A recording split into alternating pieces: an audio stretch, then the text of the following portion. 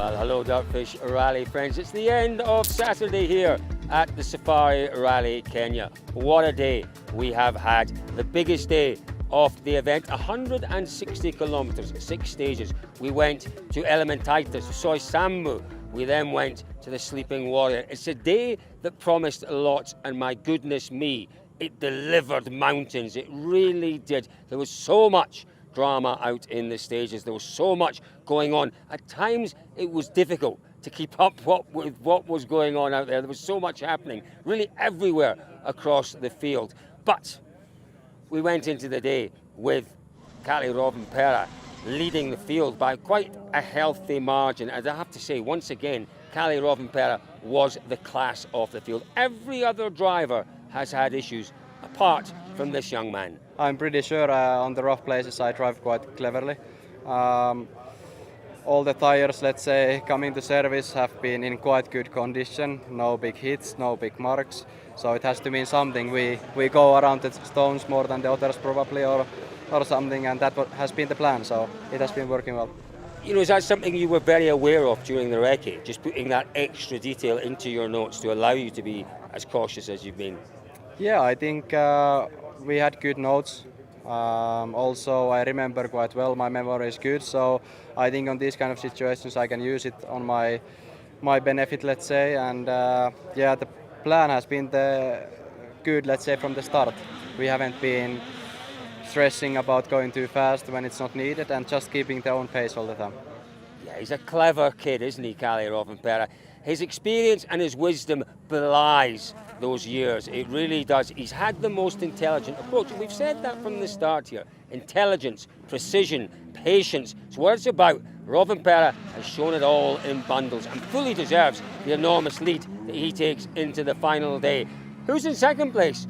Well, it's that Safari battler. It is Takamoto Katsuta. My goodness me, he fights and he battles and he never gives up here. And that's what he's had to do today. At one point, you know, his position on the podium was in enormous doubt. 2 punctures on the first running through Sleeping Warrior, but he fought back and we caught up with him in second place here just a little while ago. This morning after Sleeping Warrior, it was big disappointment because I was really trying to, let's say, avoiding the problems, but obviously this one we hit a big lock and then we got double puncture, so yeah, felt very disappointed because of this mistake, but obviously most of the drivers got this puncture, so somehow it was quite lucky.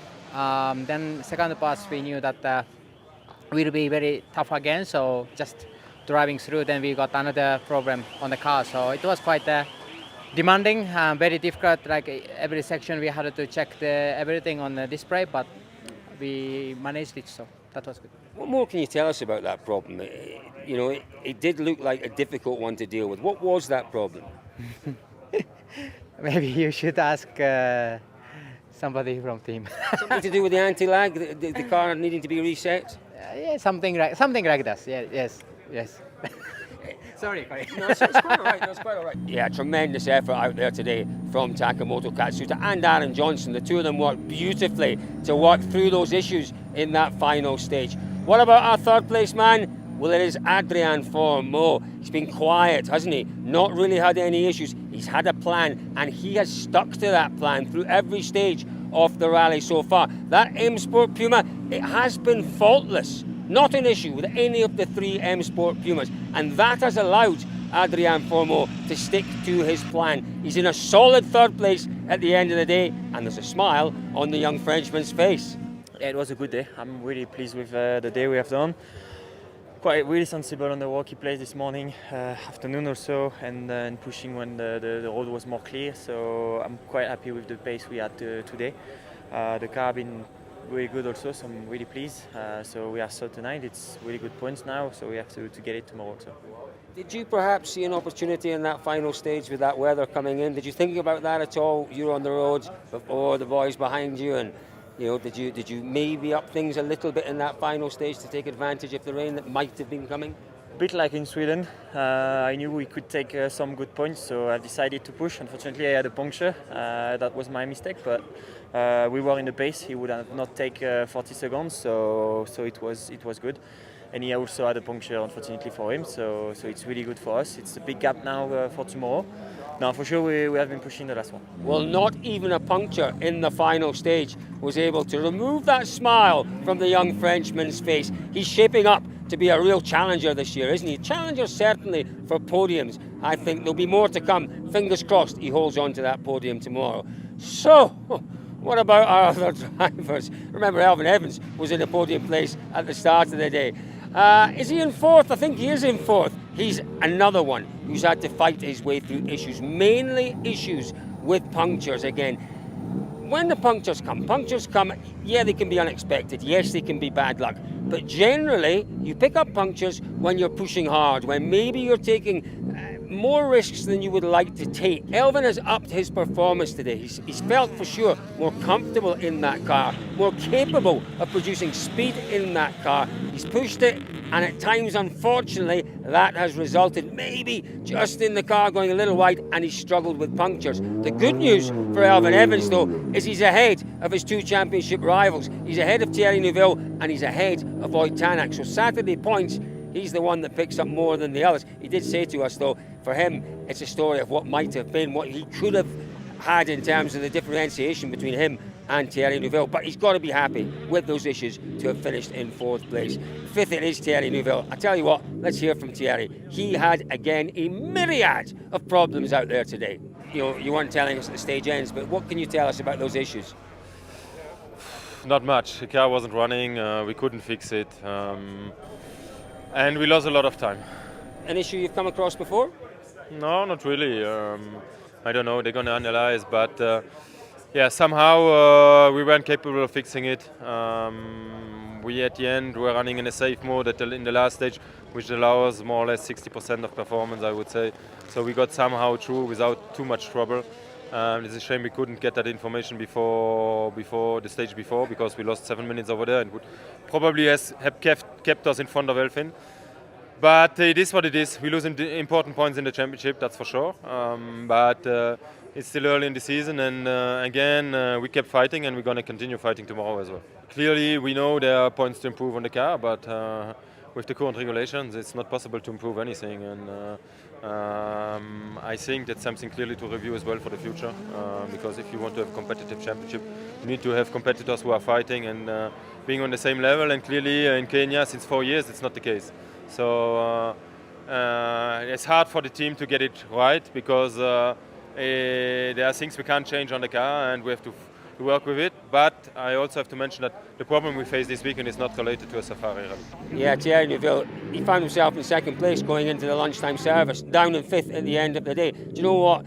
Stage 11, those problems started. Stage 12, we were at the end of the stage, and the issues with Thierry created a bottleneck of drivers there. As I said earlier, it was difficult to work out at times what was going on in those stages. Trying to keep on top of it was almost impossible, but he lives to fight another day. Clearly, though, concerned about the reliability of that i20. Further down, Wout Tanak.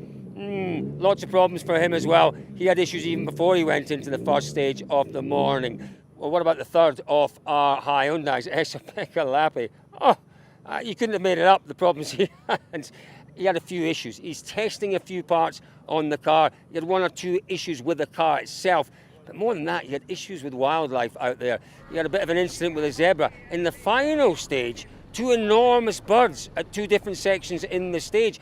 We do have vulture-like eagles. They are vast. They've got enormous wingspans. He's hit one of those a couple of kilometres down the stage. He's hit another one, shattering the windscreen, glass shreds going into Esa-Pekka Lappi's eyes, making things really difficult. But he did get here to the final service point. His eyes looked okay. They weren't too bloodshot. He is going to go and have a chat with the doctor just to make sure that everything is okay there. So, what about Gregoire Munster? Well, Gregoire Munster, poor boy. He had some issues. If you want to see the issues that Munster had, press that button there.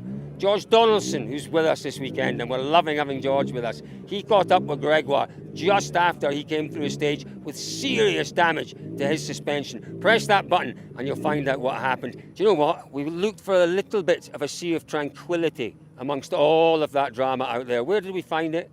Well, We kind of found it in WRC too. Gus Greensmith is the man who had a healthy lead overnight. He also was carrying a bit of sickness. He's carried that sickness through today. He's managed that lead, and it's still impressive going into the final day. He leads in WRC2 by over 2 minutes from a charging Oliver Solberg. That is one that we will watch again tomorrow. So, folks, it's been dramatic. It's been dramatic. It's been exhausting. And that's without the rain. Can you imagine if that rain had come, as was forecast in the final run through the Sleeping Warrior stage? It just would have been one of those just almost impossible days.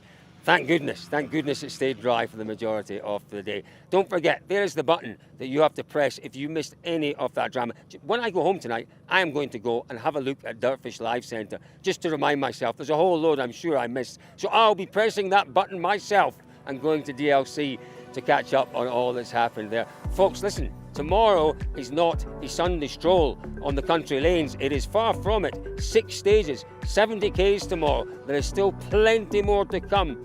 Skies are fairly dark. You never quite know what's going to happen here. It changes in 5 minutes. Torrential rain here at the service park earlier today. What might we expect tomorrow? Who knows? Who knows? But Rovanperä has been supreme today. Can he convert it tomorrow? Stick with us, folks. Dirtfish.com. That is where you will find out.